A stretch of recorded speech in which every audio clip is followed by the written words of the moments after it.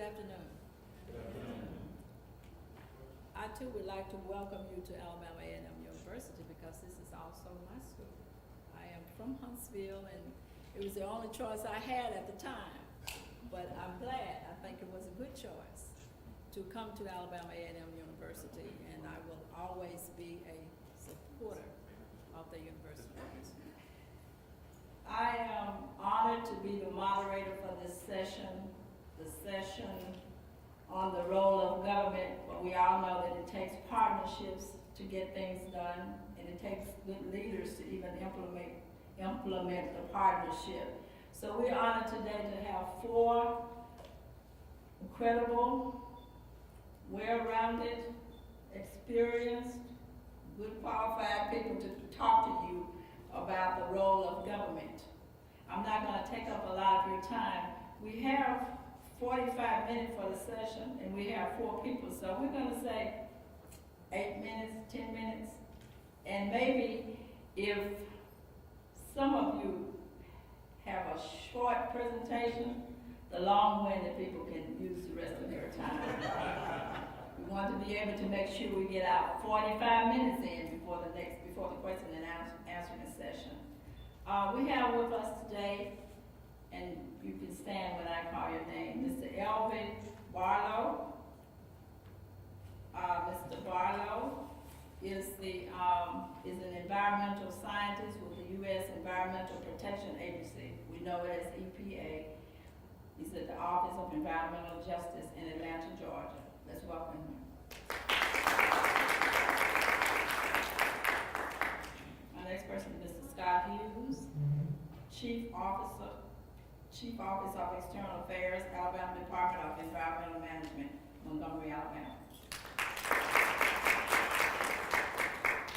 The Honorable Jonathan Austin, Councilman, Birmingham City Council, Birmingham, Alabama.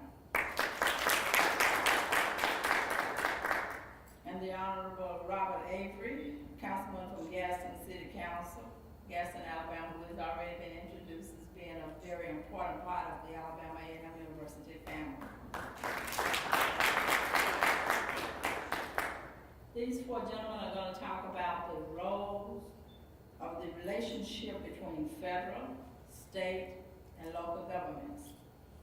So let's be entertained, and learn all we can about this relationship. Thank you again. Good evening. Good evening. I am very delighted to be here for this panel. Again, I'm Avery Barlow. I am with the U.S. Environmental Protection Agency out of Atlanta, Georgia. I work with the Office of Environmental Justice.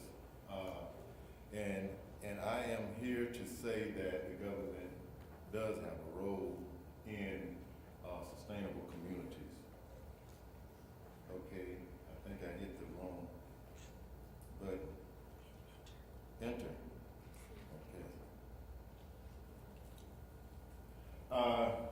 As you know, the White House, with the President Obama, has made it clear that the White House on transparency and open government. And I quote from President Barack Obama, "My administration is committed to creating an unprecedented level of openness in government. We will work together to ensure the public trust and establish a system of transparency, public participation, and collaboration. Openness will strengthen our democracy and promote efficiency and effectiveness in government."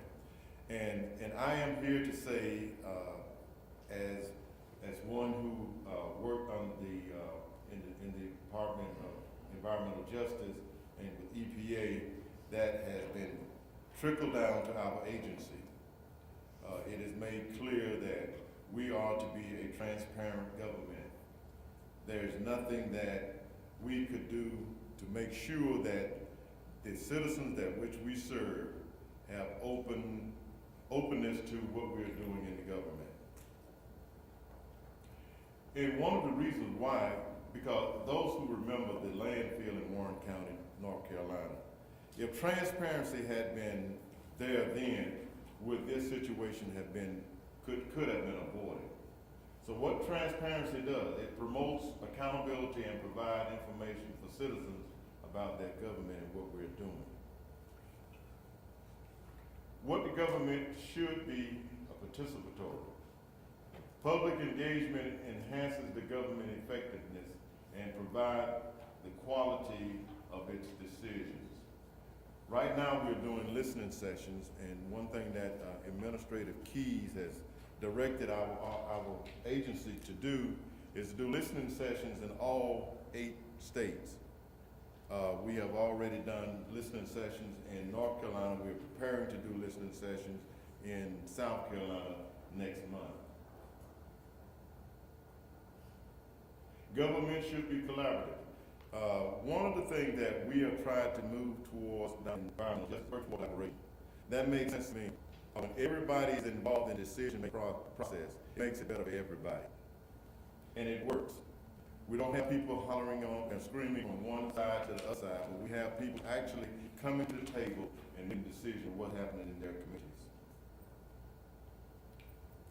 We have, as you know, we are the Environmental Protection Agency, and we are, as you can see from the chart, we have the President of the United States, the Vice President, the head of the Executive Department, and the EPA is a cabinet-ranked department, which falls up under which is the Environmental Protection Agency. We have the Office of the Administrator. We have 10 regions, regional offices nationwide. And Region 4, we cover Alabama, Florida, Georgia, Kentucky, Mississippi, North Carolina, South Carolina, and Tennessee. What our mission is? Our mission is to protect human health and the environment. EPA on working in communities. And one of the things that Lisa Jackson has, she has 7 top priorities. And one of those priorities are to expand the conversation on environmentalism and working on environmental justice. How do we do that? It's a multi-dimensional approach. We're looking at regulate, educate, collaborate, and empower. How do we regulate? We implement environmental laws. We write regulations. We enforce environmental laws. We set national environmental standards. We conduct inspections, and we provide compliant assistance. We also regulate. Community tools that we use, if you go to EPA site, www.epa.gov/compliance, you will find what I call the yellow badge. Any citizen can have access to this particular complaint tool. What you would do, you would go and click on that tool, on that badge, and you will have access to filing a complaint with the Environmental Protection Agency. We also have what we call the ecosystem, where you can find out compliance history in your community. And we also have a tool that we call the EJ View. It is a mapping tool, and it can show you all of the industry that is located in your community. Collaborate. Multi-governmental programs. We have what we call the EJ Showcase Community Project, which is in Jacksonville, Florida. Many of you have probably heard of that. We have a Sustainable Community Initiative, the Federal Interagency Working Group on EJ. Here recently, about 18 agencies have signed a MOU to work on environmental justice. We also have the National Environmental Justice Advisory Council, which we call the NEJAC. And we also have the EJ Achievement Awards. We also educate. We conduct what we call our environmental justice fundamental courses. We have, we try to put on about 2 of those courses, about 2 to 3 courses a year to not only to EPA, but also external stakeholders. We conduct leading edge research. We identify and resolve environmental problems. we empower. Funding for community projects such as our EJ Small Grants Program. We also have the State Environmental Justice Cooperative Agreement, which is a grant that we have with South Carolina Department of DHAC. We have EJ Cooperative Agreement grants. We have the Gulf of Mexico grants. All of you know about the Deep Horizon oil spill. We had 5 grants that was awarded to communities in the Gulf of Mexico. And I just mentioned to you the quarterly EJ outreach teleconference that we had with North Carolina, we're about to have with South Carolina, and in the future we're going to do that with all of the 8 states within Region 4, and information resources. However, no matter what we do, there are things that we just don't do. Of the federal agencies, we don't do the Endangered Species Act, nuclear waste, or wetland and wildlife. Many environmental programs are delegated to the state environmental agencies. For example, the Alabama Department of Environmental Management. We do not regulate local government issues, such as noise and water and land use, state agency, health agency issues. That's about my 15-minute. I think I have one of the shorter presentations. This is my contact information. Again, I'm L.B. Barlow. You may contact me at barlow.lb@epa.gov. That's my phone number, the website to the Environmental Justice Office, regional email listserv, Region 4 Environmental Justice at epa.gov, and also the National EJ Mailing listserv. I guess questions. Thank you. Good evening.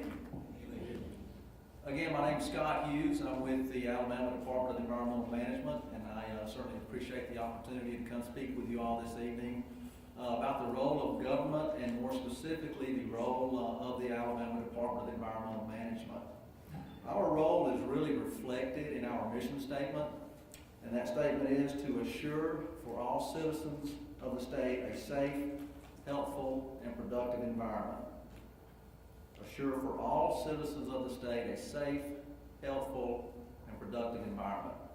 And what that means in a nutshell is that we have the tremendous responsibility of ensuring that not only today's citizens, but that future generations have access to clean air to breathe, clean water to drink, and clean lands upon which to build their homes and build their office buildings and things like that. So the question really isn't what is our role, but the question is what are we doing to make sure that we fulfill that role? And what I'd like to speak with you briefly on tonight are 3 things that really form the foundation of our efforts and activities to fulfill our role. Those 3 items are programs, partnerships, and public participation. Talk a little bit about programs. Alabama is what is considered an authorized state. That means that the rules and regulations that we have adopted here in Alabama are at least as stringent as what's been adopted on the federal level. And because of that fact, EPA has authorized us to implement basically all of the major environmental rules and regulations in the nation. The Clean Air Act, the Clean Water Act, the Safe Drinking Water Act, RCRA, CERCLA, all of those efforts and activities have been delegated down to the state for us to implement here in the state of Alabama. We implement those programs through a series of permitting activities. We issue permits for a wide range of industries here in the state of Alabama. Once those permits are issued, we conduct inspection activities to make sure those industries are operating in compliance with the permits. And in circumstances where the industry is not operating in compliance, we have the ability to initiate enforcement actions to bring those facilities back into compliance. The permits that we issue are based on standards that are adopted by EPA at the national level. In other words, what level of benzene is safe to be in the drinking water? Those standards are not adopted by ADEM. We do not have the funding to do the health studies and things like that, but those standards are adopted by EPA, and that ensures that the citizens in Alabama receive the same protection as citizens in other states across the nation. Partnerships, you've already heard that term many times already this evening. We work with a wide range of partners to fulfill our role. One of those we've already heard from, the U.S. Environmental Protection Agency. EPA provides a tremendous amount of funding to our agency. They provide a lot of technical support for the department, and they have been, ever since ADEM was established back in 1983, have been a tremendous partner for the agency. Universities, we work with universities from University of South Alabama down in Mobile, Auburn University, University of Alabama, all the way up to the university where we are here tonight, Alabama A&M University.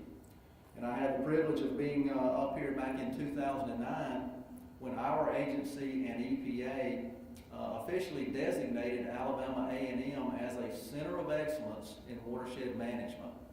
And what that does is ensure that we have open lines of communications between Alabama A&M, the citizens up here in northern Alabama, and our agency to make sure that water quality is being protected, and in instances where water quality is deemed to be impacted, that we make sure we carry out efforts to improve that water quality.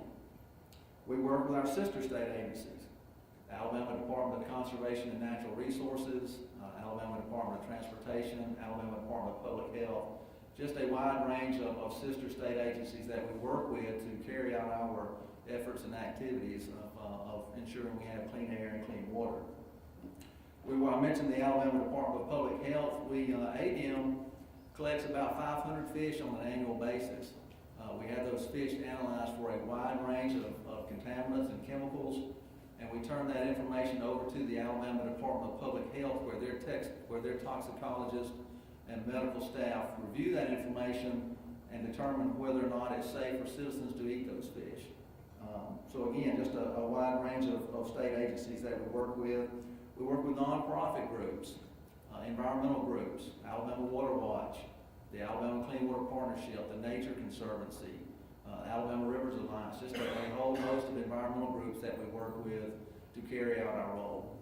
And as everybody knows, the budgets, whether you're in local government, state government, federal governments, budgets are extremely tight these days. So I think it's very important, it's almost critical that we increase these partnerships and we work with other agencies to leverage our resources to make sure that we can continue to carry on and do the same level of work when the budgets are lean. I mentioned public participation. Input from the public is very critical for our agency. We understand every employee in our department is trained in the fact that they are public servants, that they work for the citizens of the state of Alabama. So we certainly encourage public participation in all of our activities. Anytime we are proposing to issue a permit, or we are proposing to adopt new regulations, we initiate a public comment period and accept comments from the public.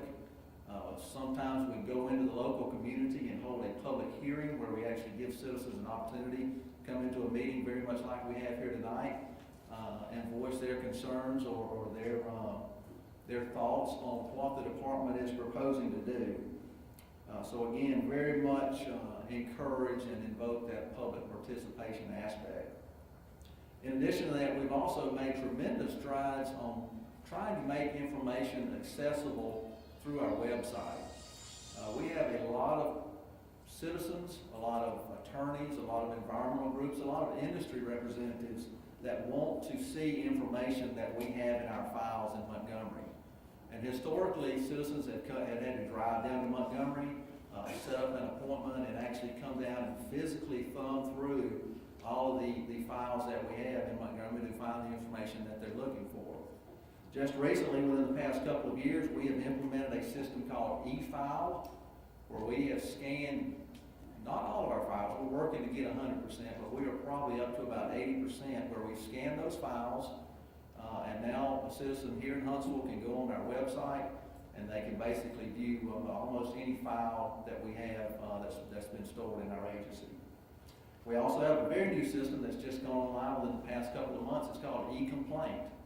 What that allows citizens to do is to log on to the website, file a complaint. If they have a complaint about air emissions or water quality discharges, they can file a complaint through our website, and then they can track that complaint from the day it's filed until it's resolved at some point in time in the future. So again, trying to give citizens the opportunity, the access to information, and the opportunity to participate in our processes that we have there at ADM. So in closing, I'll just say that as I mentioned earlier, we have a tremendous responsibility. We do not take lightly the fact that we are in charge of ensuring that citizens today and future generations have access to clean air, clean water, and safe lands. We have a very dedicated professional staff within our agency. We have probably one of the most diverse staffs of any state agency in the state of Alabama. We have scientists, biologists, engineers, geologists, meteorologists, chemists, attorneys, accountants, computer experts, just a whole range of professionals that work at the ADM, at the Alabama Department of Environmental Management, and are working each day to ensure that we fulfill our role and our mission of assuring for all citizens of the state a safe, healthful, and productive environment. Thank you. We would now like to introduce another person to this committee and let him come up and speak now. The Honorable Commissioner Avery from Perry County.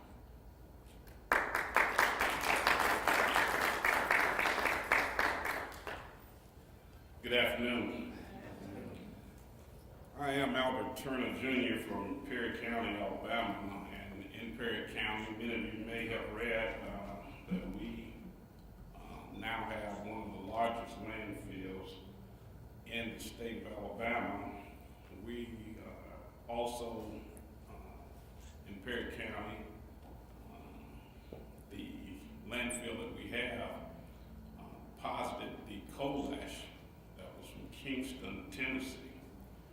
And in that process, we had to interact with both EPA and ADM on that endeavor. Both the EJ division of the Region 4 out of Atlanta was very involved in that process, as well as citizens. Perry County is a county in central Alabama that's population is about 70% African American. It's the home of Coretta Scott King. It is, I call it the center of the Black Belt. Many of you have heard about the Black Belt of Alabama. Perry County is in that 8-county region, represented by Congresswoman Terry Sewell. It is very important that you have a relationship as a county commissioner. Many African Americans do not really understand the vital role that the county government has when it comes to permitting landfills or running government. County commissioners have an extremely important role in how it affects the everyday citizen's life. Most of us look at mayors and most of us look at city council people, but there's a level of government above that, and that is the county commission, and that is a position that we must look at very seriously because of the importance that it has. We had to grant permission to the company that was building the landfill, and we had a lot of opposition to that. But when you are in a county that has double-digit unemployment, a county that budget before the landfill was about $3 million. Since the landfill, the budget has grown to about $7.5 million. Citizens, 10,637 residents in this county. The decision that had to be made was whether or not this was a discriminatory measure by the company that defines some poor black community to come and put a landfill in its community. My father, who led the mule train with the body of Dr. Martin Luther King, who was the state field director for SCLC during the 1960s, who was one of the leaders of the 7th Montgomery March back in 1965, there was a lot of pressure that how could the son of a civil rights leader allow a landfill to come into this black community. And then that's where the networking in this conference is good, where you have to understand the relationship of your role in government. And my role in government was that I needed to get the information. I'm not going by what some zealous environmentalist is saying about how dangerous coal ash is. In Alabama's the 5th largest depositor of coal ash in the United States. And what I wanted to make sure of through the information that I received from both the University of Alabama, from TVA, from ADM, from Auburn University, and from Stillman College. Let's find out about this coal ash. Let me find out, is this coal ash as dangerous as they say it is?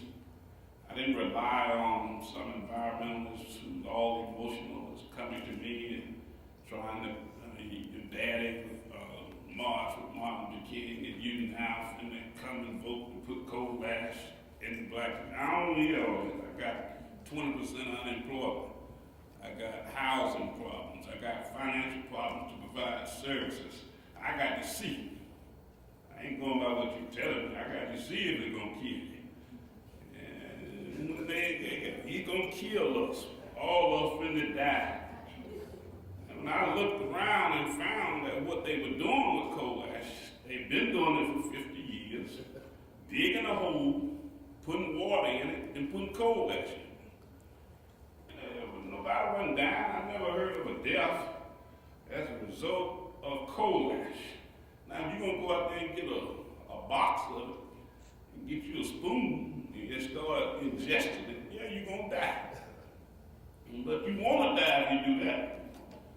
So I looked into it and found that the concentrations of these heavy metals was not at the level in which they were trying to convince me. When I looked into it, I found that Alabama, as I said before, the 5th largest depositor of coal ash in the United States. When I looked into it, we were going to be the first landfill to have a line leachate collection system in the state of Alabama, in the United States, that was going to deal with this coal ash.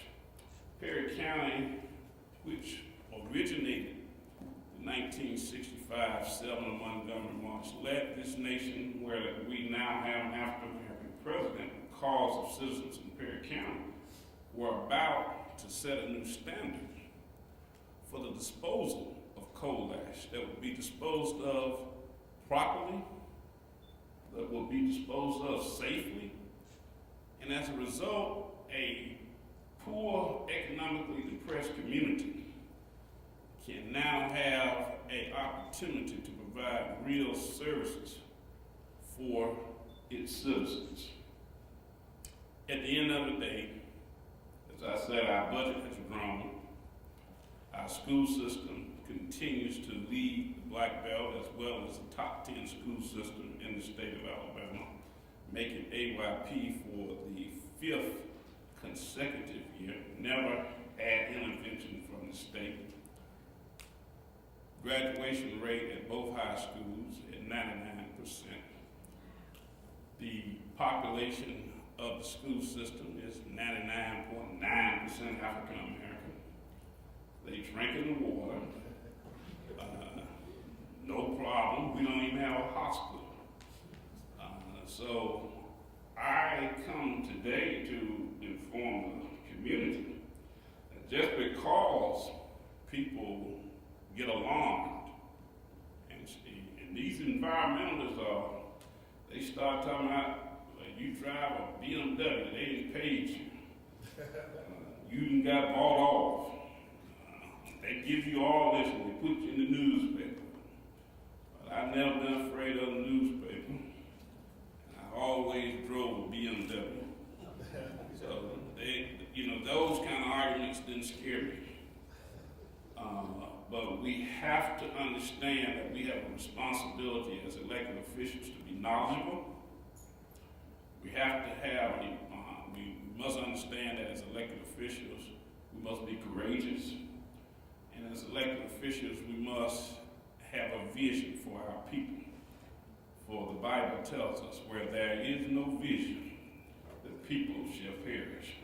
And I not cast the vote that I cast, being short-sighted in my vision and just trying to be on the populist side, my people would have perished.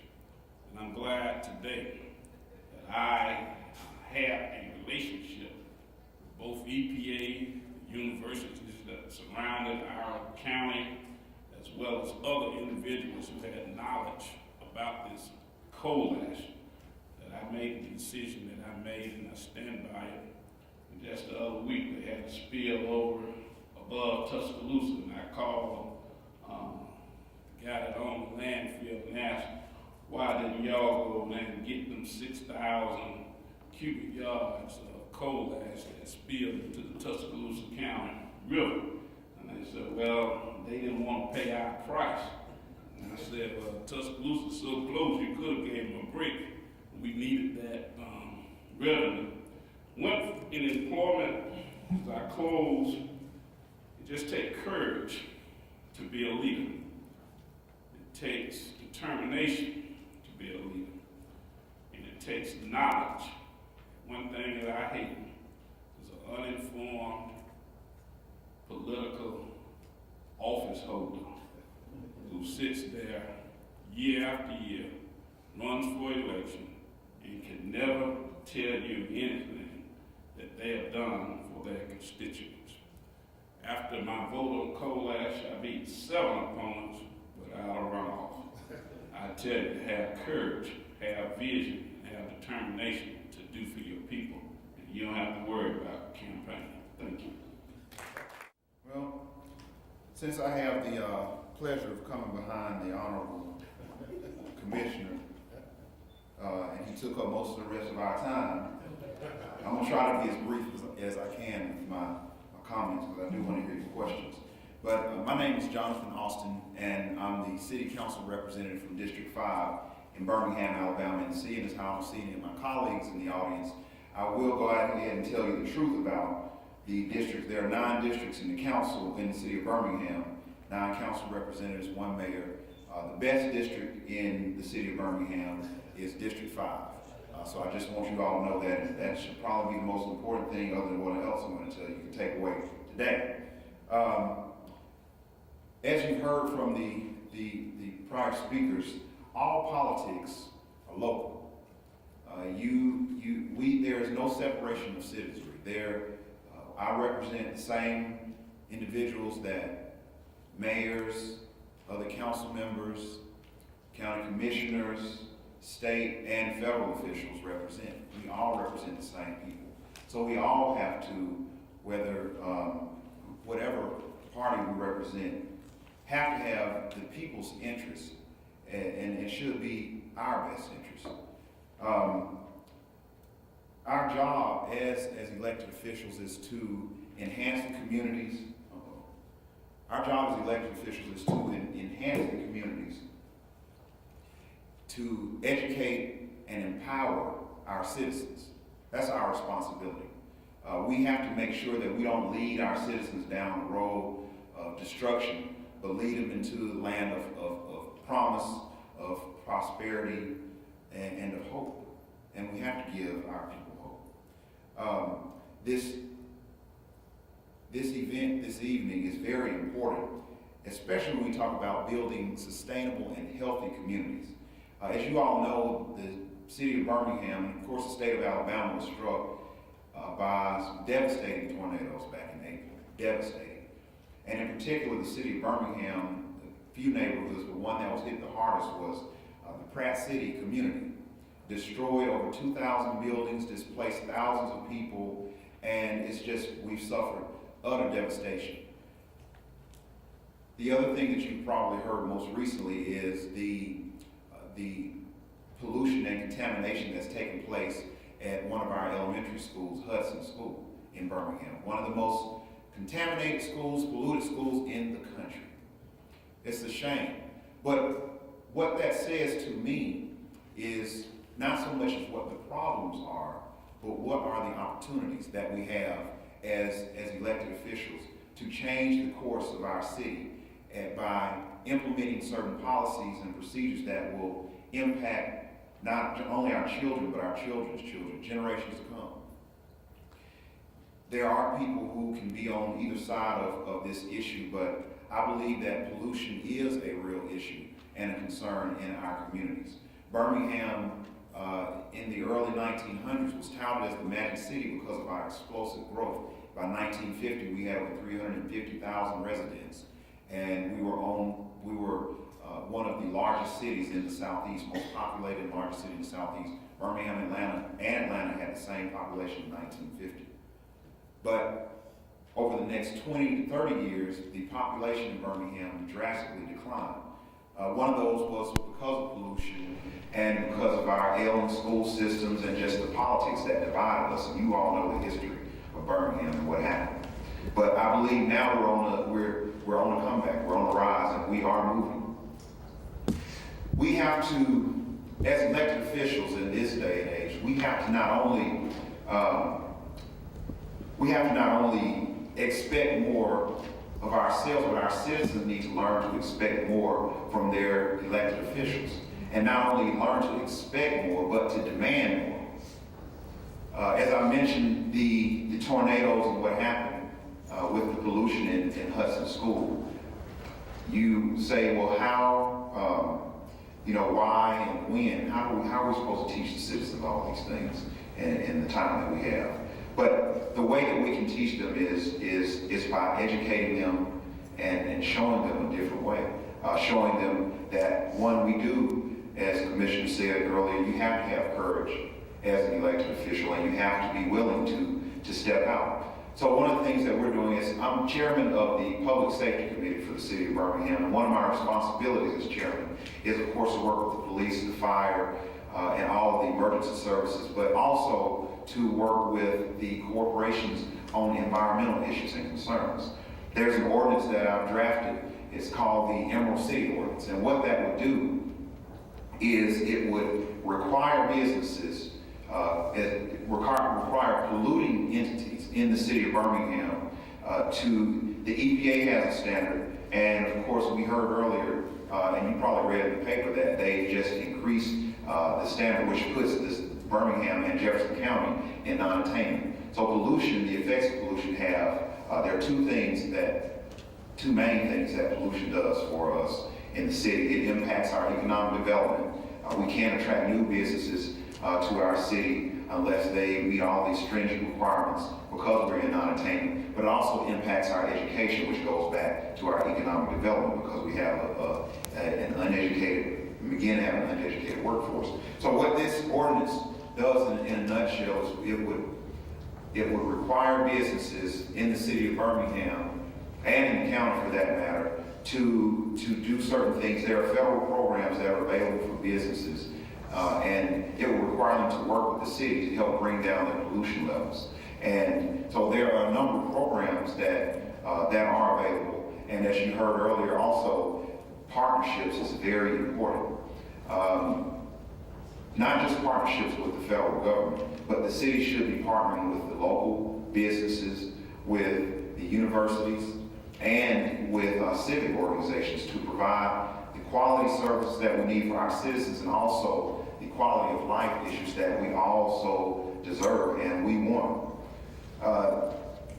What we're doing, and I mentioned earlier about the opportunity in Pratt City, we have worked and partnered with the American Institute of Architects to come into Pratt City and not just come and rebuild all the houses and rebuild all the structures that we have, but we asked them to come in and design and help us to develop as a city in partnership with the AIA a sustainable community, a walkable community, and something that we can all be proud of. And what we want to do with this is use it as a model, and a model that other communities around the country can emulate and replicate. The other thing that we're doing, and give credit to Ms. Smalls for her work, but the city of Birmingham is one of the first cities in the entire country to recycle its debris from storm damage. We have recycled to date around 80 to 90% of all the debris that was created from this tornado damage. And so that is an important step in the city moving forward and really being more of a sustainable, healthy city. The other thing, and I'll wrap it up because I know we have a few more minutes, but the other thing that we're doing as a city and our role is our comprehensive plan that the city of Birmingham has is over 40 years old.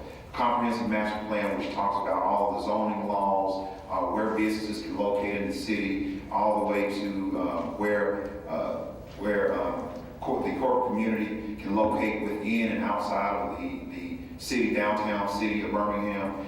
That plan has not been updated in more than 40 years. So we've embarked upon a comprehensive plan with the city of Birmingham, and we've hired a company out of Boston, Massachusetts, to come in and work with not just the elected officials, but also community leaders, the corporate community, to find out what type of city do we want to see in the future, and what steps do we need to take as it relates to the Emerald City Ordinance, or what we're doing in Pratt City with the American Institute of Architects, and even what we're doing with future buildings as it relates to educational buildings, and how we're doing that and how we're managing that process moving forward. And we've just got to make sure that we set guidelines for that. So as I close, it's very important, in my opinion, that we do develop partnerships. And those partnerships shouldn't just span the usual partnerships that you see with the city or the county and the federal government, but it should be the corporate community, the private community, and the public organizations, the municipalities. The last thing I'll say is Birmingham is a very populated, but I want to use the right word. We have over 37 municipalities in the city of Birmingham. 37. And Birmingham, of course, is the largest in the city, with over 215,000 residents now, but over 37 municipalities in the city of Birmingham. So we've got to find a way as a community to work together and partner so that we won't be competing against each other for the same funds, but we'll be working together with each other, competing for the same funds. So I look forward to your questions, but just remember, I won't leave you with anything else other than the district I represent is the best district.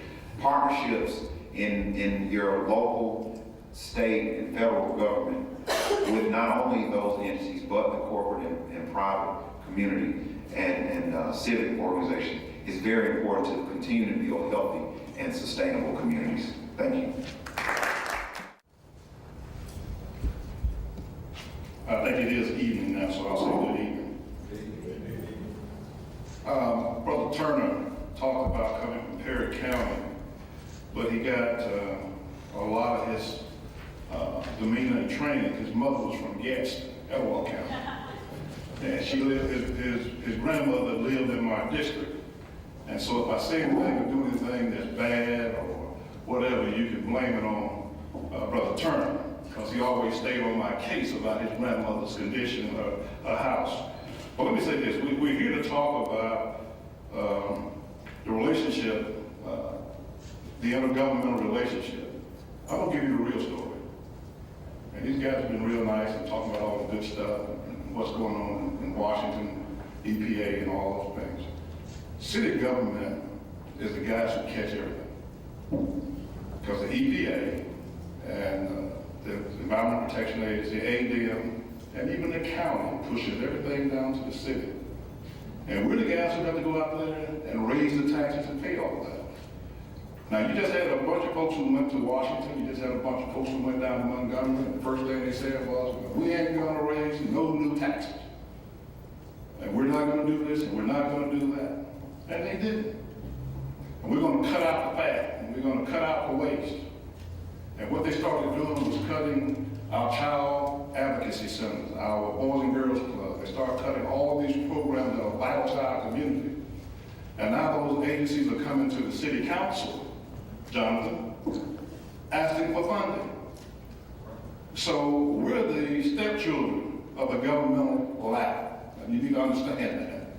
Because we're the folks who live right around the corner from you. And we're the folks you see every day in the grocery store. And so we're the folks who catch it. And so this intergovernmental relationship is getting to be one-sided now, as far as I'm concerned, because everything now is falling back to the cities. But city government is very, very important, and it's the most important level of government, again, because of the fact that we do have to provide those services. We're the people who have to pick up your trash and pick up your garbage every day. We're the people who have to provide the police protection. And we're the people who have to furnish those safe streets, the roads, and the whole 9 yards. So city government is very, very, very, very important and very, very vital. But again, we have a different structure than the state and the feds. The feds can print out money every day, all day long, and they don't have to balance their budget. But the law requires us to balance our budget. So we have to be very, very good stewards of monies. And a lot of cities now are in deep trouble. You think the federal government is in trouble. Think about your municipality where you live and the situation that they have right now. Trying to borrow money to do those streets, or to borrow money to buy that new police vehicle, or to borrow money to buy that new fire truck. It's a hard thing right now for municipalities. But we're going to survive. Because see, we have the authority, and they're putting everything back on us to go out there and put on a new sales tax that people don't like. And I don't like it either.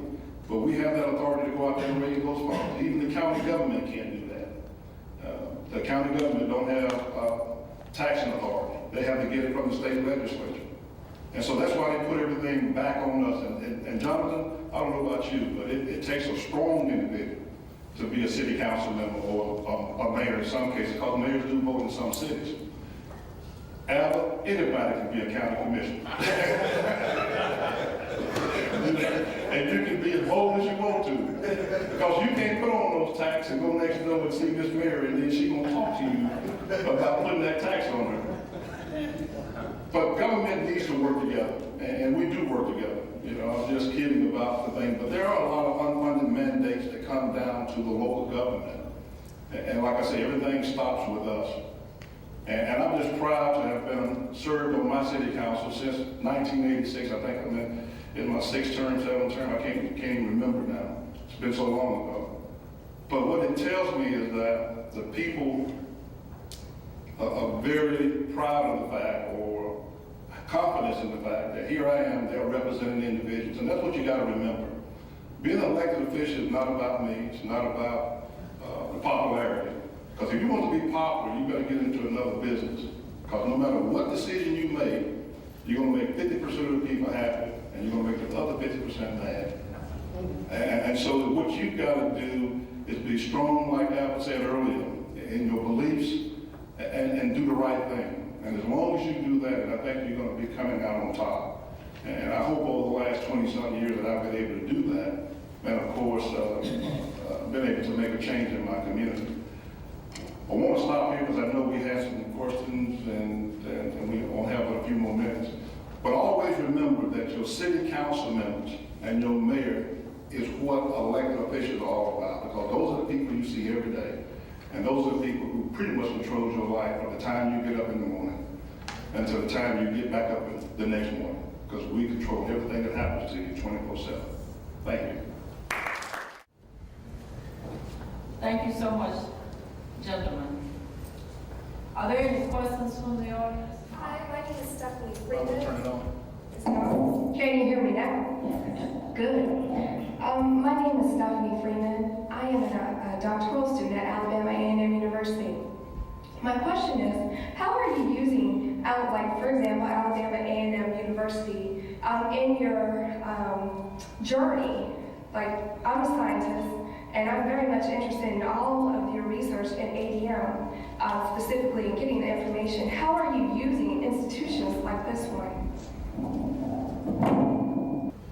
I mentioned earlier, our partnerships with the universities. I specifically mentioned Alabama A&M, and we have worked extensively, specifically with Dr. Teferi Sagai.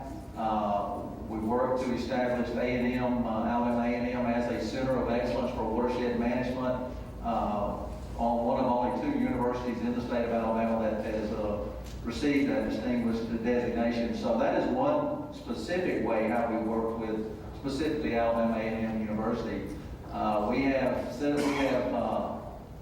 open lines of communication. We have steering committee groups that meet up here on a regular basis, and I know we've had students from A&M as well as professors and so forth like that. So I think the key is open lines of communication. As long as we have those communication lines open and that relationship built where we feel comfortable calling somebody up here and they feel comfortable calling us, and I think that goes a long way to ensure that we meet our role. And I'll say that that the city of Birmingham has a wonderful working relationship with UAB. I actually just had a meeting with Dr. Garrison, who is the president of UAB yesterday, talking about some issues relating to the city. And so we use UAB as a resource. We use them as a resource in all different things. If there's an ordinance or any types of research that I need to do to get more educated on the issue, and it's something I know UAB can provide, and I'll do that. But they also have provided different things as it relates to health fairs and just providing just a good partnership with the community and the city of Birmingham. I'm in the process of working with Alabama A&M University in their urban planning. As you know, the census came out this year, and a lot of municipalities and governmental entities have to redistrict. And so we're utilizing that particular department here at Alabama A&M University to help a lot of our small cities throughout the state of Alabama who don't have the wherewithal and the funding to do that.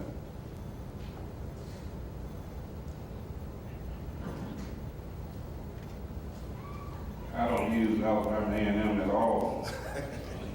It's too far. But we do use Alabama State as well as Stillman College to give us information on technical issues. I always like to confirm what quote-unquote major universities say versus what HBCUs say. And then I come to a conclusion. I'm a graduate of HBCU, so I do trust that information. I may not trust the quote-unquote major universities information until it's found installed with HBCU. So once I do that, then I'm ready to go then. My name is Ernest Hawley, and I'm from Perry County, relocated to Huntsville many years ago. But I do go back to Perry County, Uniontown, particularly to visit my cousin there. She had a concern about the coal ash being dumped there. And I guess, well, it's being dumped there. So my question is, I guess, to Mr. Hughes, what is being done to make the people in Uniontown comfortable that the water is safe, that the environment is safe, and to make me feel comfortable when I go back to visit there, that everything is okay? Sure. The landfill in Perry County is really a state-of-the-art landfill. It is constructed in accordance with what we call our Subtitle D regulations. The landfill, first of all, has to have an impermeable liner underneath it to make sure that no materials leach out of the bottom of that landfill facility. It has to have a series of groundwater monitoring wells located around the landfill that are monitored on a regular basis to make sure that groundwater is not being impacted and to make sure that no materials are leaching through that liner, impacting groundwater and then potentially moving off-site. That groundwater is monitored, I believe it's every month, with information sent to us on a quarterly basis for our scientists and engineers to confirm. They have a leachate collection system And what that is, leachate is material that when it rains, rainwater hits the landfill, percolates down through that material, and once it gets to the bottom of what they call that cell, that leachate is collected, it's drawn out of the landfill, and then properly disposed of, treated and disposed of. So I would say that, you know, the three things is first, the engineering controls for the landfill. Secondly, would be the oversight by our agency, our engineers are out inspecting that facility on a regular basis to make sure that they are operating in compliance with their permit. And then thirdly is the oversight that we receive from EPA, our federal counterpart, who also looks at our activities and our decisions to make sure that what we are doing is protective of human health and the environment. In addition to those things, the people in Uniontown have a much greater concern for another industry that they have not complained about at all. That's the cheese plant. And that cheese plant has is you know, eliminating the smell in Uniontown that's, you know, my mother-in-law, my ex-mother-in-law lives there. And you can't even get out of your car at some point because of that smell. So no one has complained to APM or EPA about that because the county is not receiving millions of dollars that's controlled by people that look like you and I in Perry County. We just get that little tax that they have, and that's it. But when you talk about millions of dollars, and I tell them what to do with those millions of dollars, they got great concern. As I told them in Washington, this is not about environmental justice, this is about economic justice. The wrong somebody is controlling the economics. Well, excuse me. Well, with the smell, the smell that you're talking about, I left Uniontown in the 80s, and prior to that, the cheese plant was there, and we didn't have that smell when I lived there. Now, when I go back, I can tell the people here what it smells like. Chitlins. It's Bill Williams chitlins, all right? Well, to give the people here an idea what it smells like. So, if they're not complaining, I want to personally complain about that smell.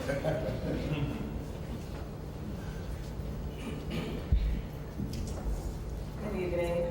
My name is Josephine Horn, and I'm from Birmingham, and I'm very familiar with the pollution. I grew up there, and it was polluted back in the day. I have a question, and I believe the question is for Mr. Hughes. Mr. Hughes, you mentioned the role of the Department of Environmental Management was to ensure that all citizens are safe, healthy, and productive. Well, I live in the Huntsville area, and in my area there are several rock gardens. Now, the strong blasting is annoying and bothersome. And my question is, are we in danger of health issues by the blasting that produces dust on a daily basis? Now, the blasting has torn up many of our homes. I mean, there has been a shift in my house.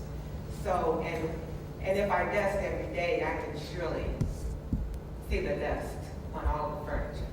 So if it is on the furniture, I'm sure we are inhaling the dust from the blasting. Would you address that? Yes, ma'am, I sure will. Our agency does issue air permits and water quality permits for rock quarries.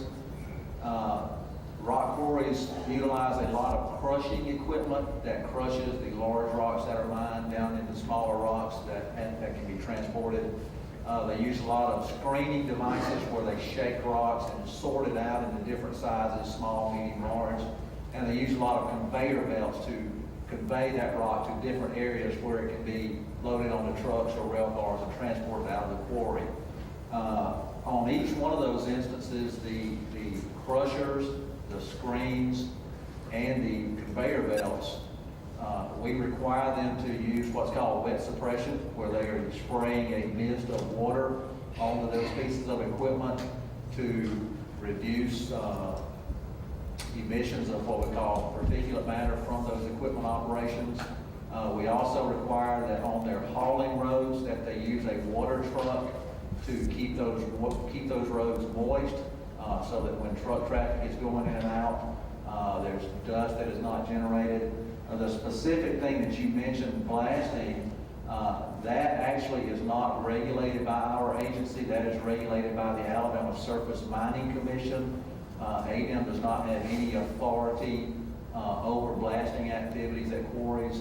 So I can't speak specifically to the blasting aspects, but I do know on the equipment that we regulate, the crushers and the screens and conveyors, we do require them to use wet suppression to minimize any kind of emissions that might be generated by those activities.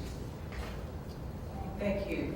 Now, if we find that the equipment is not used, how do we make a complaint? Is it through the complaint that you mentioned earlier? That would be an excellent place to start. Yes, ma'am. You can call. We certainly still take complaints through our telephone system. But as I mentioned, and then you just referenced, we have the new e-complaint system that is on our website.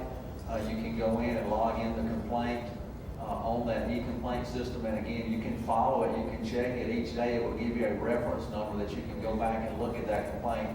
You can see when an inspector has gone out to the site. You can see what that inspector found.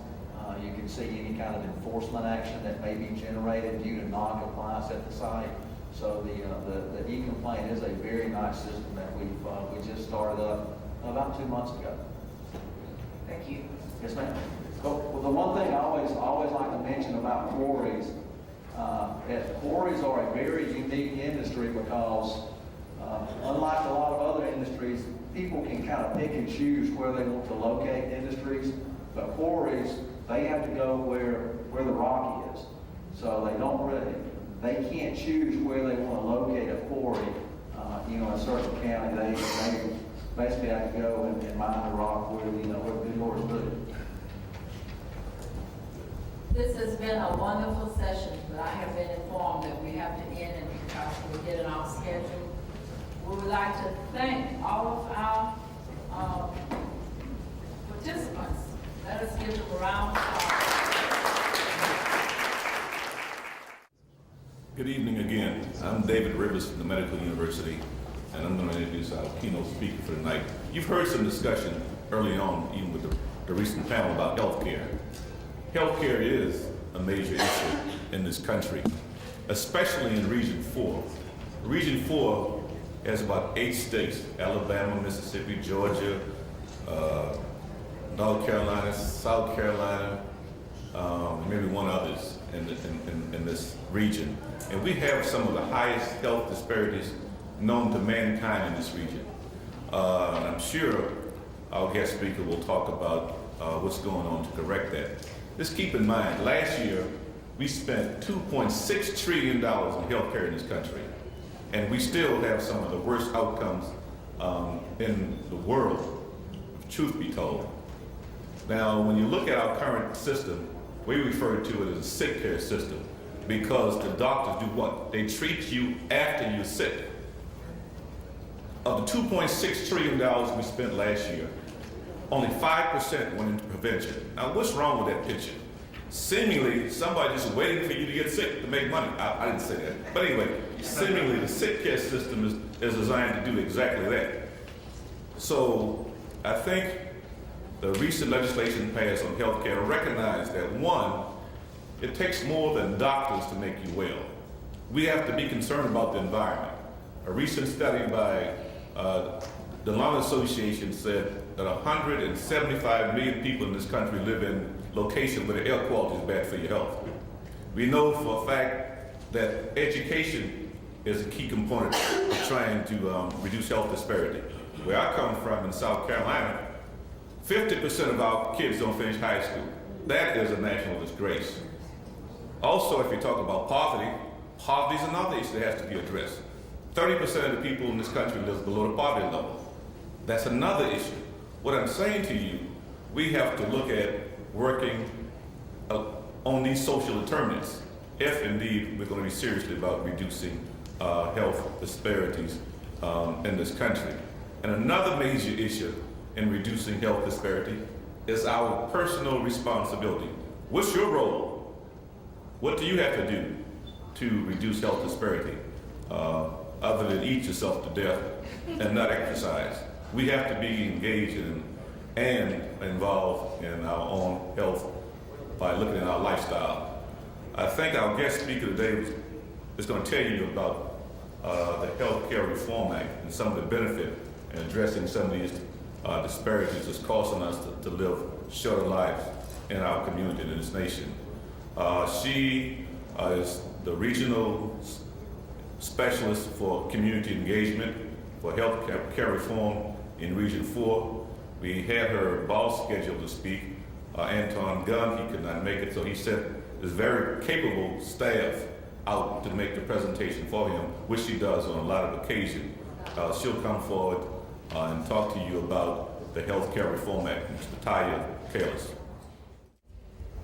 All right, good evening. I am Natalia Callis. I am a native of Charleston, South Carolina, so it's always good to be around other folks in South Carolina. I also had the great pleasure of working with the esteemed president of this university when he was at South Carolina State University, so it's always good to see nice familiar faces. I am going to try to go through a 2,000-page document in about 30 slides and maybe 20 minutes or less. So if I skip over a couple of things and I go a little bit too fast, if you have questions, please ask me, and that's why I'm here. Healthcare reform, of course, is a huge topic right now. How many people have heard about the Affordable Care Act or heard the words Affordable Care Act? Okay, good. It is not Obamacare, it is the Affordable Care Act. All right, so I work for the regional director, but ultimately we work for HHS Secretary Kathleen Sebelius. Under her leadership, she has 10 strategic initiatives. We need to transform healthcare. Of course, the Affordable Care Act does that. Implement the Affordable Care Act, implement the Recovery Act, work on childhood health issues and development, and we want to make sure that all Americans achieve and maintain the best healthy weight that they can. We're also working on reducing tobacco use because we know that's like one of the number one determinants of negative healthcare outcomes. We want to protect the health and safety of Americans, accelerate our scientific discovery. I'm going to talk a little bit about that because what a lot of people don't know, that there's a lot of money in the Affordable Care Act that was given to these biomedical companies to do work around scientific discovery. Implement a 21st century food safety program. Of course, you know we're rehauling, or we've in the process of rehauling our food safety program, and then we ensure program integrity and responsibility and stewardship around transparencies and making sure that people who receive money from the federal government do exactly what they say they're going to do. Like Mr. Rivers said, Region 4, we're the largest region. There's 10 regions. We have the most disparities in our region. We have the most people that live in our region. When you look at Medicare and Medicaid beneficiaries, we have the most Medicare beneficiaries in our region. We're also home of the diabetes belt, unfortunately. So we have a lot of major issues that go along in Region 4. The regional director is Anton Gunn. He's a transplant from Virginia, but he is a, I guess, I wouldn't say native, but he resides and calls home South Carolina. So that's another South Carolina person. He was appointed by President Obama and Kathleen Sebelius last year, so he's only been in his job for 1 year. And then he brought me along the way about a year ago to help him. In the regional office, we do all these things around communicating, collaborating, and engaging communities around the initiatives from the federal government. All right. If you didn't know, March 23rd marked the day where healthcare reform became law of the land. This is not a legislation that we're proposing. This is not something that people can, they can argue if they want to, but we're going to continue to implement as the law states. March 23rd said it. We've been doing this for about 14, 15 months now, and I think until something majorly happens, we're going to continue to implement the Affordable Care Act like President Barack Obama wants us to do. There's 10 titles in the Affordable Care Act. There's not one title around health insurance exchanges. There are 10 titles that provide benefits with the Affordable Care Act on a variety of topics and issues and concerns. And that's the other 5. I'm going to try to keep going. There's 5 major themes with the Affordable Care Act. Expand coverage.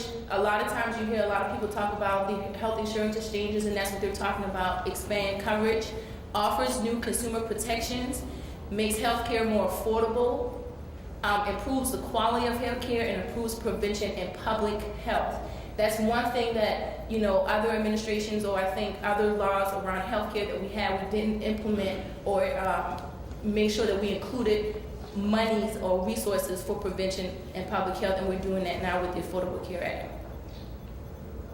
I'm going to quickly go through a timeline from 2010 to 2014. The Affordable Care Act started just last year, and we have to implement a lot of things between now and 2014. There's a lot of things that have gone on in the state of Alabama that you're not aware about. I'm going to go through that very quickly as well. But the magic number is January 1st, 2014. That's when 32 million people should have access to health care insurance who do not have access to coverage now. So in 2010, we were able to ban discrimination against children with pre-existing conditions. We eliminated lifetime limits right now on insurance. We have an insurance plan, there's no lifetime limits. We extended the coverage for young people to 26. I'm going to talk a little bit about the reinsurance for early retirees. We gave nearly 4 million seniors a $250 rebate check, and I'm going to give you the numbers of how many people in Alabama received those rebate checks. We cracked down on healthcare fraud because right now a lot of people are stealing money from our Medicare and our Medicaid trust fund, more particularly our Medicare trust fund. We were able to invest money to recoup $4 billion in 1 year back to the Medicare trust fund. And then we created healthcare.gov. If you do not remember anything else I say today, please remember healthcare.gov. Healthcare.gov is the one-stop shop for anything regarding for healthcare reform. This will also be one of the major sites that is going to house and implement the healthcare insurance exchanges in your state or in your region once 2014 hits. 2011 right now to 2013, right now Medicare beneficiaries, when they get to that donut hole, they can get 50% off their Medicare drugs, their brand name drugs, I'm sorry. Their annual wellness visit is free if you're a Medicare recipient. We also put a lot of money to expand community health centers, especially in the rural areas and the underserved areas, so that we can fight some of these health disparities in some of the areas, especially for those who do not have health insurance. And I'll give you the figures of how much money came to the state of Alabama. We're also looking at health IT, and we're increasing Medicaid payments for primary care services as well. 2014, which is the magic number, 32 million folks will have health insurance. They will be covered through a Medicaid, most likely a Medicaid expansion. Our exchanges will go out for small businesses and also the individual market as well. And I'm going to talk a little bit about the bridge programs that we have in place right now for people to take advantage of until everyone is covered under a insurance plan. And that's just a timeline. Right now, it looks like the state of Alabama, every state was able to get or they were offered $1 million to start their planning. Alabama did accept $1 million from us to start their planning of their healthcare exchanges. In 2011, I didn't see any state representatives here, but I see city representatives and I also see county commissioners. Your state was supposed to start looking at putting some rules in place around the healthcare insurance exchanges. I think right now they kind of held off here in Alabama, and it's okay because you have your 2012 term or session to start putting some things in place before the federal government would then step in. Now, the affordable insurance exchanges, which is all the hoopla that you hear about in the news, these are the 3 things that the insurance exchanges would do for an individual or small business in particular. Lower costs with your insurance plans. It will be a one-stop shop. You know how we go right now on Orbitz or Expedia, and we check for flights, or we check for hotels, you compare prices and pick what time you want to leave, what time you want to go. That's exactly how the insurance exchanges will be, like an Orbitz or an Expedia site for you to pick and choose what type of plan that you would like to have. And it also gives you greater benefits and protections. The insurance exchanges essentially is that, let's say Alabama decides that they want to implement their own exchange. That means that everybody, how many millions of people that live here in Alabama, will now come into a pool who don't have insurance. Now you have a greater buying power. Let's say Alabama says, you know what, I want to loop up with Georgia, or I want to loop up with Florida. Now these 3 states get together, and all the folks that are uninsured or small businesses now is a huge pool, and that's how you get lower insurance costs. All right, funding. Everybody wants to know where the money's going, where is it going, who's spending it, how it's being spent. In our region alone, because of the Affordable Care Act, in 1 year, we have been able to disseminate over $500 million, okay? Alabama has received $16.8 million from us, and I'm gonna go through where that money has been spent. These are various programs. These are our most popular programs out of the Affordable Care Act: Medicare rebates, the PISA program, tax credits, healthcare professional expansion. I have a list of a couple of universities, and hopefully when we get another round of funding, Alabama A&M will be able to apply and get some additional funding as well. Because you're not useless.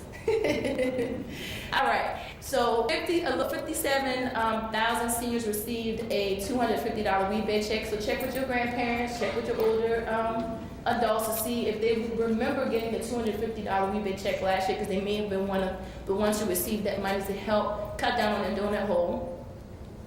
This year alone, since January 1st, over 7,000 seniors have received their free annual wellness visit. Like I said before, Alabama received $1 million to start their health insurance exchange planning. And they also received $1 million to crack down on unreasonable insurance premiums. Anybody in the room right now have private insurance? Their employer does not give them insurance. Everybody gets an employer-based insurance plan. Okay, does anyone know someone who owns a small business or may know someone that has insurance through the private market? You do? Okay.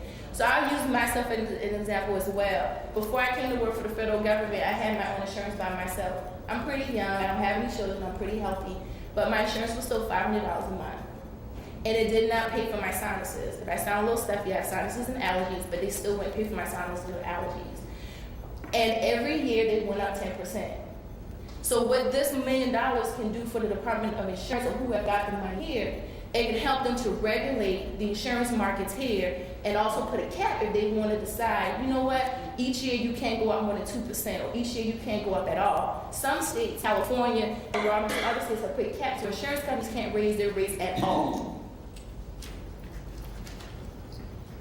$3.7 million has gone to the Therapeutic Discovery Project programs. This is the IRS grant and tax credit. And there's a couple of small businesses who got funding to do biomedical research. So say, for instance, someone wanted to do additional research on cancer, or additional research on sinuses, or medications, and so on. They got funding to continue their research as well. Over $960,000 went to Medicare improvements for patients, and that money went to private agencies as well who work with Medicare beneficiaries. $6.1 million went to community health centers.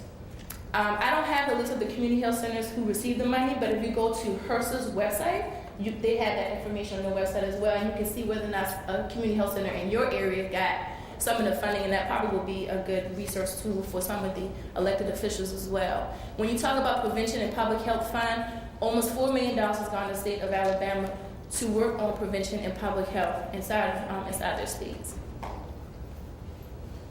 $1.5 million has gone to the maternal, infant, and childhood home visiting program. Over $860,000 has gone to school-based health centers. We do have a list of the school-based health centers. That's on the website as well. If you go to healthcare.gov, and you can look and see which school inside your area received additional funding to expand their services and their clinics, because I know a lot of the schools were struggling around the country to keep nurses or to have an adequate school-based clinic. So now they have funding to do that as well. And one other funding that came out that was, very surprising through the Administration for Children and Families was the funding for almost $800,000 to reduce teen pregnancy and sexually transmitted disease, and the state of Alabama received almost $800,000 to do that as well. Now, do we have anyone in the audience between the age of 55 and 65? Don't be shy. Okay. You guys age range before you want to retire early, and you might not be able to get insurance. If you retire early, you might not be able to get Medicare. A lot of companies decided to get some of the early retiree insurance program grant funding. And basically what that did was that allowed agencies and organizations to keep early retirees on their rolls, because we knew that across the country there were a lot of organizations who had to drop folks or wasn't able to offer them a pension plus insurance. This is a limited list, but if you go on healthcare.gov, you will be able to see every company or employer that received funding from us to be able to keep their early retirees on their roll until we can get to 2014. Because once 2014 comes, they can loop all these retirees into a pool and then provide them cheaper insurance. Okay? A couple of places in Huntsville got some money as well.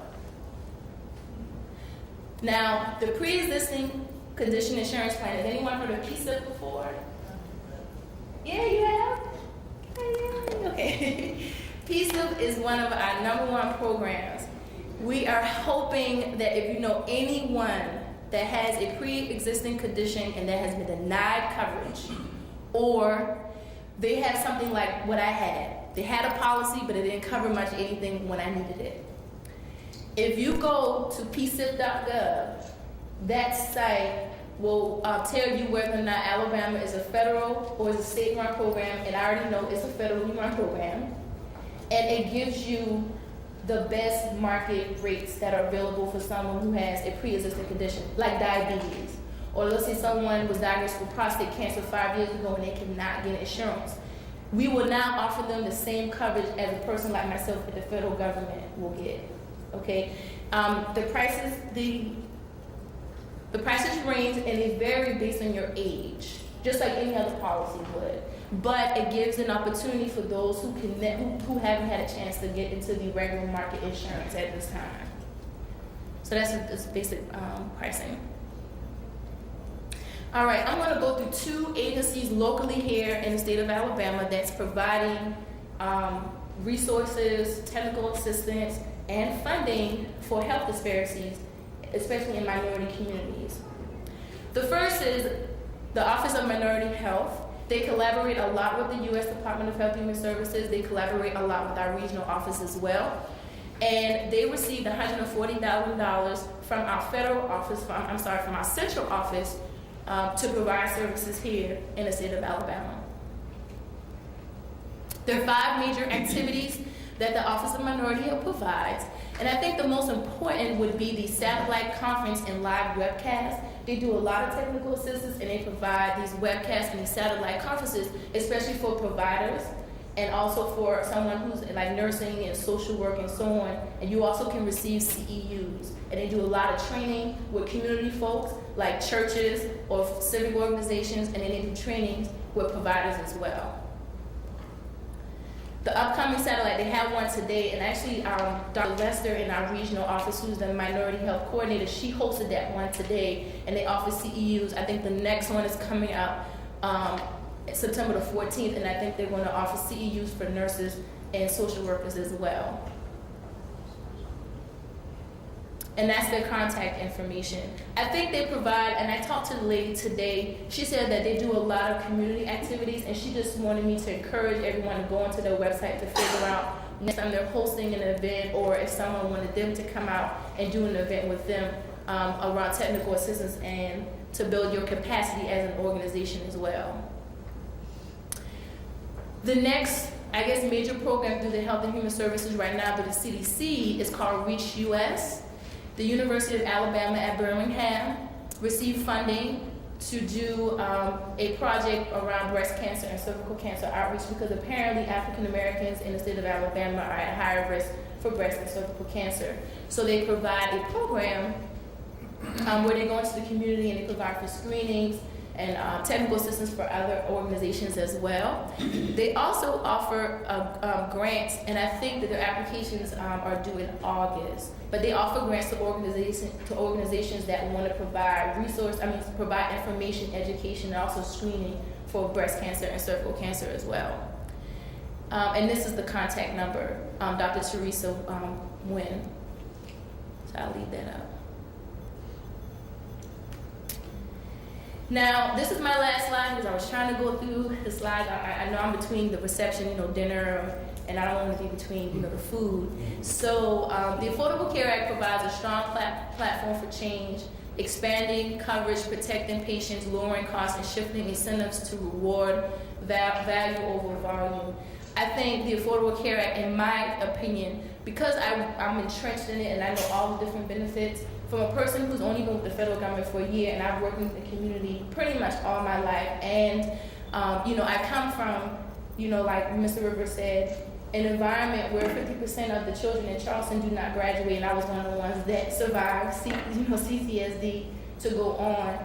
I think the Affordable Care Act is such a great advantage for regular folks, for folks every day who are trying to make ends meet to provide the best quality health care for their family or for them as an individual.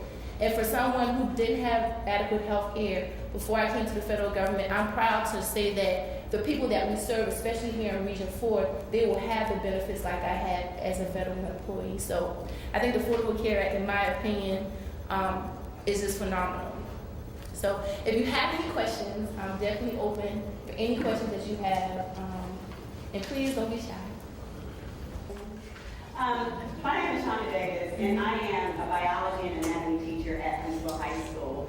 And this is such great information, and it ties wonderfully into my curriculum. As a grant writing teacher, what do you recommend for me to get my students involved as the biology club sponsor and maybe some of my upper level anatomy students in this process to be mentors but yet be educated as well, especially to our North Huntsville region?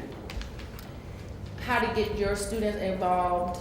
Yes, and their teachers some grant money to help them get involved. Oh, okay. Grant funding. Okay. Yes. Grant funding to get involved in increasing awareness around the Affordable Care Act, or just grant funding in general with your I know that specialty? Obesity Okay. is a major issue for our youth. And my students are heavily connected with the Hills Clinic, and I'm sure they have tapped into some of the funds. Right. So I would like to get my students heavily involved in their own education as well as serving as mentors for children to reach them at younger levels. And in addition to that, I have students that are researchers and possibly starting some research program as a graduate of Alabama A&M. There's a wealth of knowledge here, and we do research from biotechnology to biomedical research on the high school level. So I would like your suggestions in how we can get involved even before the college level. Right. Have you heard of Let's Move before? No. Okay. The First Lady, Michelle Obama, created the Let's Move initiative. Yes. I can tell you right now, there's no funding attached to that. We, at the agency, at the department, we push this initiative. It is a phenomenal initiative to get young people involved. It's creative. We have great commercials. There's a great toolkit. There's a lot of material available to get young people and their families involved. But as a teacher, if you're looking for funding, there's no funding attached to it. But what I can tell you, though, is that the OASH, which is the Office of Assistant Secretary for Health, I know that they've given out some money around obesity, around the Minority Health Initiative. Now, who in the state of Alabama that received that money so that you could collaborate with, I'm not sure, but I can connect you with the person in our office. You see what I'm saying? So I can make a connection for you. I would say to start, if you want to do something just creatively, not needing any money, go to the Let's Move website. Request a toolkit. It's very interactive for the kids. Then collaborate. Have a conversation with me offline. I will connect you with the persons in our office to see who actually received the money here and see if they're close to you so that you can connect with them. Because they may need participants in whatever research they're doing, because most likely they receive money from us to do some type of research. The CDC received money, they're giving out money, and also OASH gave out money as well. Okay, so I'm leaving my comment. I appreciate that. You're welcome. Okay, Okay, great. Well, you guys were a great group. I'm very proud to be here. And if you think of anything, I'm going to be here for the reception. You can just pull me aside and ask me any questions you may have. Information that will be very useful to us as we move forward as community leaders. Again, we thank you for being here. Alabama A&M University is delighted to be a part of this wonderful institute and conference. With that, I'm going to yield to our colleague right down the street at J.F. Drake Technical College, a person who obviously needs no introduction at all, an iconic individual, the one and only Dr. Helen McAlpine, President of Drake Technical College. I'm sitting right here. Good evening. I am delighted to be with you, and thank you so much, Dr. Gideon. As he pointed out, we are part, and certainly this is quite an important conference for all of us. And as I sat there listening to this young lady, and I just congratulated her on an excellent presentation, it is always so refreshing to see young people do the kind of job that you just did. It was quite informative. But we as leaders must have this information, whereby we can make certain that those people, those individuals that are in our charge or that work with us are better educated about health care.